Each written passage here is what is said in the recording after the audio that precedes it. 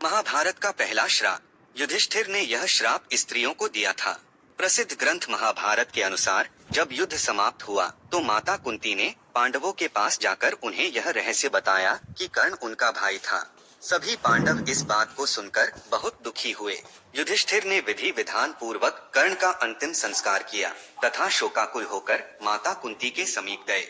वह उसी क्षण उन्होंने समस्त स्त्री जाति को यह श्राप दे डाला कि आज से कोई भी स्त्री किसी भी प्रकार की गोपनीय बात का रहस्य नहीं छुपा पाएगी। दूसरा श्राप, द्रौपदी ने घटोत्कच को शाप दिया था।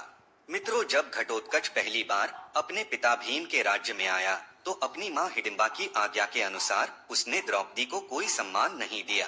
द्रौपदी को अपमान महसूस हुआ और उसे बहुत गुस्सा आया। वह उस पर चिल्लाई कि मैं एक विशिष्ट स्त्री हूँ, युधिष्ठिर की रानी हूँ और मैं ब्राह्मण राजा की पुत्री हूँ तथा मेरी प्रतिष्ठा पांडवों से कहीं अधिक है। और तुमने अपनी दुष्ट राक्षसी माँ के कहने पर बड़ों के समक्ष ऋषियों और राजाओं से भरी सभा में मेरा अपमान किया है। जा दुष्ट, तेरा जीवन बहुत छोटा होगा तथा तू बिना किसी लड़ाई के मारा जाएगा। तीसरा श्राप श्रृंगी ऋषि ने परीक्षित को दिया। मित्रों, जब पांडव स्वर्गलोक की ओर प्रस्थान करने को तैयार हुए तो उन्होंने अपना सारा राज्य अभिमन्यु के पुत्र परीक्षित के हाथों में सौंप दिया। राजा परीक्षित के शासन काल में सभी प्रजा सुखी थी। एक बार राजा परीक्षित वन में आखेट खेलने को गए। तभी उन्हें वहां शमीक नाम के ऋषि दिखाई दिए। वे अपनी तपस्या में लीन थे तथा उन्होंने मौन व्रत धारण कर रखा था। जब राजा परीक्षित ने उनसे कई बार बोलने का प्रयास किया लेकिन फिर भी वे नहीं बोले तो क्रोध में आकर उन्होंने ऋषि के गले में एक मरा हुआ सांप डाल दिया। जब यह बात ऋषि शमीक के पुत्र श्रृंगी को पता चली तो उन्होंने राजा परीक्षित को श्राप दिया कि आज से 7 दिन बाद राजा परीक्षित की मृत्यु तक्षक नाग के डसने से हो जाएगी। और हुआ भी यही। राजा परीक्षित के जीवित रहते कलयुग में इतना साहस नहीं था कि वह हावी हो सके, परंतु उनके मृत्यु के पश्चात ही कलयुग पूरी पृथ्वी पर हावी हो गया। चौथा श्राप, पांडु को एक ऋषि ने श्राप दिया। मित्रों, भीष्म की प्रतिज्ञा के बाद कुरुवंश का इतिहास बदल गया। महाभारत के अनुसार पांडु अंबालिका और ऋषि वेदव्यास के पुत्र थे। वे पांडवों के धर्मपिता और धृतराष्ट्र के छोटे भाई थे। धृतराष्ट्र के अंधे होने के कारण पांडु को हस्तिनापुर का शासक बनाया गया।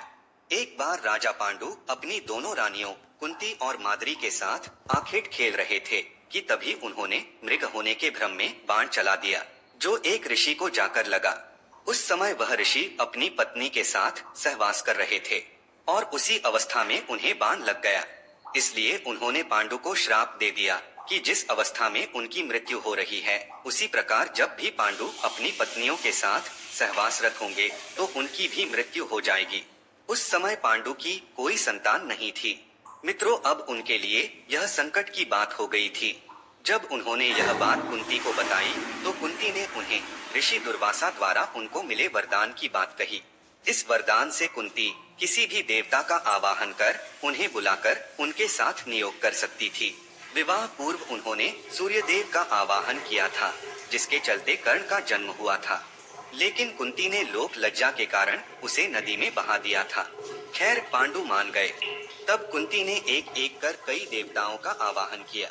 इस प्रकार माद्री ने भी देवताओं का आवाहन किया। तब कुंती को 3 और माद्री को 2 पुत्र प्राप्त हुए जिनमें युधिष्ठिर सबसे ज्येष्ठ थे। एक दिन वर्षा ऋतु का समय था। पांडु और माद्री वन में विहार कर रहे थे। उस समय पांडु अपने काम वेग पर नियंत्रण न रख सके और माद्री के साथ सहवास करने को उतावले हो गए। तब ऋषि का श्राप महाराज पांडु की मृत्यु के रूप में फलित हुआ।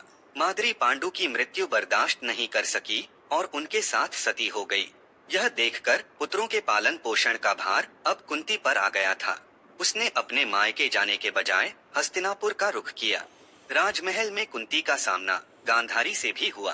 कुंती वसुदेव जी की बहन और भगवान श्री कृष्ण की बुआ थी, तो गांधारी गंधार नरेश की पुत्री और राजा धृतराष्ट्र की पत्नी थी। 5वां श्राप, श्री कृष्ण का अश्वत्थामा को श्राप। मित्रों, महाभारत युद्ध के अंत समय में जब अश्वत्थामा ने धोखे से पांडव पुत्रों का वध कर दिया तब पांडव भगवान श्री कृष्ण के साथ अश्वत्थामा का पीछा करते हुए महर्षि वेदव्यास के आश्रम तक पहुंच गए। तब अश्वत्थामा ने पांडवों पर ब्रह्मास्त्र का वार किया। ये देख अर्जुन ने भी अपना ब्रह्मास्त्र छोड़ा। महर्षि व्यास ने दोनों अस्त्रों को टकराने से रोक लिया और अश्वत्थामा और अर्जुन से अपने अपने ब्रह्मास्त्र वापस लेने को कहा। तब अर्जुन ने अपना ब्रह्मास्त्र वापस ले लिया, लेकिन अश्वत्थामा ये विद्या नहीं जानता था, इसलिए उसने अपने अस्त्र की दिशा बदलकर अभिमन्यु की पत्नी उत्तरा के गर्भ की ओर कर दिया। अश्वत्थामा की इस गलती के कारण श्री कृष्ण अश्वत्थामा के माथे में लगी मणि निकाल लेते हैं और उसे श्राप देते हैं कि जब तक ये पृथ्वी रहेगी तब तक तुम अकेले ही जंगलों में भटकते रहोगे और तुम्हारे माथे से जीवन भर खून और मवाद निकलता रहेगा और किसी भी जगह किसी पुरुष के साथ तुम्हारी बातचीत नहीं हो सकेगी। तुम्हारे शरीर से मवाद और लहू की गंध निकलेगी, इसलिए तुम मनुष्यों के बीच नहीं रह सकोगे, दुर्गम वन में ही पड़े रहोगे। छठवां श्राप। भीष्म को अम्बा ने श्राप दिया। सत्यवती शांतनु के पुत्र विचित्रवीर्य के युवा होने पर भीष्म ने बलपूर्वक काशीराज की 3 पुत्रियों का हरण कर उनका विवाह विचित्रवीर्य से कर दिया, लेकिन बाद में बड़ी राजकुमारी अम्बा को छोड़ दिया। अम्बा ने बहुत ही द्रवित होकर भीष्म को शाप दिया कि तुम्हारी मृत्यु का कारण मैं बनूंगी। अम्बा ने प्राण त्याग कर शिखंडी के रूप में जन्म लिया और युद्ध में भीष्म की मृत्यु का कारण बनी। 7वां श्राप। मांडव्य ऋषि का यमराज को श्राप। महाभारत में मांडव्य ऋषि का वर्णन आता है। एक बार राजा ने भूलवश न्याय में चूक कर दी और अपने सैनिकों को ऋषि मांडव्य को शूली में चढ़ाने का आदेश दिया, परंतु जब बहुत लंबे समय तक भी शूली में लटकने पर ऋषि के प्राण नहीं गए तो राजा को अपनी भूल का एहसास हुआ तथा उन्होंने ऋषि मांडव्य को शूली से उतरवाया तथा अपनी गलती की क्षमा मांगी। इसके बाद ऋषि मांडव्य यमराज से मिलने गए तथा उनसे पूछा कि किस कारण मुझे झूठे आरोप में सजा मिली। यमराज ने कहा कि जब आप 12 वर्ष के थे तो आपने एक छोटे से कीड़े के पूंछ में सीक चुभाई थी, जिस कारण आपको यह सजा भुगतनी पड़ी। तब ऋषि मांडव्य ने यमराज से कहा कि किसी को भी 12 वर्ष की उम्र में इस बात का ज्ञान नहीं रहता कि क्या धर्म है और क्या अधर्म, क्योंकि तुमने एक छोटे अपराध के लिए मुझे बहुत बड़ा दंड दिया है। अतः मैं तुम्हें श्राप देता हूँ कि तुम शूद्र परिवार में दासी के पुत्र के रूप में जन्म लोगे। मांडव्य ऋषि के इस श्राप के कारण यमराज को विदुर के रूप में जन्म लेना पड़ा। 8वां श्राप। उर्वशी का अर्जुन को श्राप। महाभारत काल में एक बार अर्जुन दिव्यास्त्र पाने के लिए स्वर्ग लोक गए। वहाँ उर्वशी नाम की एक अप्सरा उन पर आकर्षित हो गई। उर्वशी ने अर्जुन से विवाह करने का प्रस्ताव रखा। तब अर्जुन ने कहा कि मैं आपको अपनी माता के समान मानता हूँ। इस बात से उर्वशी ने गुस्सा होकर अर्जुन को श्राप दिया कि तुम एक नपुंसक की तरह बात कर रहे हो, इसलिए तुम नपुंसक हो जाओ तथा स्त्रियों के बीच तुम्हें नर्तक बनकर रहना पड़े। तब अर्जुन भगवान इंद्र के पास जाकर उन्हें सारी बात बताते हैं। इंद्र के कहने पर उर्वशी अपने श्राप की अवधि 1 वर्ष कर देती है। तब इंद्र अर्जुन को बताते हैं कि यह श्राप तुम्हारे अज्ञातवास के समय एक वरदान की तरह काम करेगा और अज्ञातवास के समय अर्जुन नपुंसक बनकर नृत्य सिखाते हैं और कौरवों की पकड़ में नहीं आते। 9वां श्राप। मित्रों, एक बार महर्षि मैत्रेय हस्तिनापुर पधारे।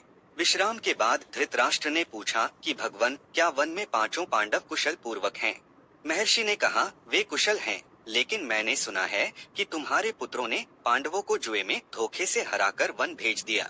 ऐसा कहकर पीछे मुड़ते हुए उन्होंने दुर्योधन से कहा कि तुम जानते हो पांडव कितने वीर और शक्तिशाली हैं। महर्षि की बात सुनकर दुर्योधन ने क्रोध में अपनी जांघ पर हाथ से ताल ठोक दी। दुर्योधन की यह उद्दंडता देखकर महर्षि को क्रोध आ गया और उन्होंने कहा कि तू मेरा तिरस्कार करता है, मेरी बात शांति पूर्वक सुन नहीं सकता। जा उद्दंडी, जिस जंघा पर तू ताल ठोक रहा है उस जंघा को भीम अपनी गदा से तोड़ देगा।